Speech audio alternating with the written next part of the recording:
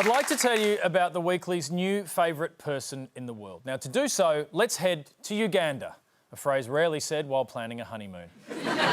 It's known to many as the Pearl of Africa, but I like to think of it as the place where they wrap the news. ISIS is losing ground in Syria and Iraq.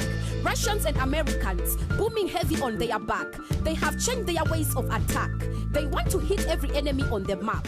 Sandra Sully, lift your game. Now, just to be clear, she is great, but she is not our new favourite person.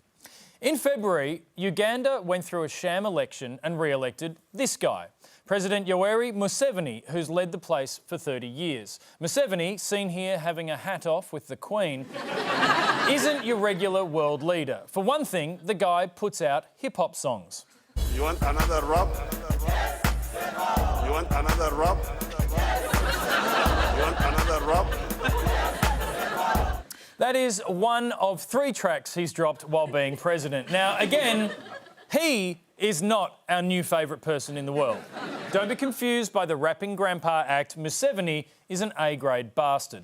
President Museveni's government has been cementing his grip on power with the help of a secret surveillance programme, bugging the phones of his opponents, intercepting their emails, gathering information for blackmail. Do you personally dislike homosexuals? Of course, they are disgusting. Oh. Yet another example of homophobia in the hip-hop industry. Museveni is no fan of the nation's journalists either. They regularly face intimidation from the president's goons. It seems very tense here, and police is trying to move away the journalists, and the journalists are being put under arrest. Just like you can see, they're being put on the truck behind me.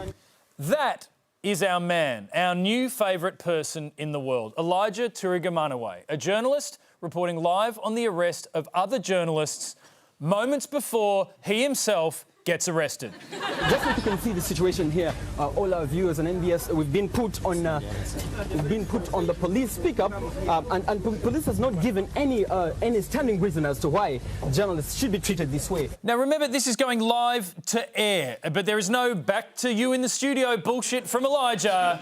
He keeps reporting.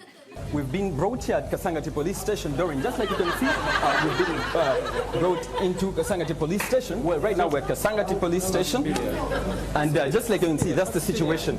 You would wonder why journalists would be treated in such a manner. You might also wonder why the cops are letting this be filmed.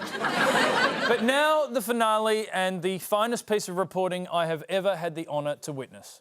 Right now, you may not be seeing me, but I've been put inside the cells, and the reasons are not given clear. They've been saying that you're inciting violence. They've been accusing us of coming with that group. Yet, Even though the transmission cut out, even though he was no longer on air, I like to think Elijah kept on talking for the next 6 hours. Gladly, he was released unharmed shortly afterwards, but more importantly, Elijah Turigamanawe, you are the Weekly's new favourite person in the world.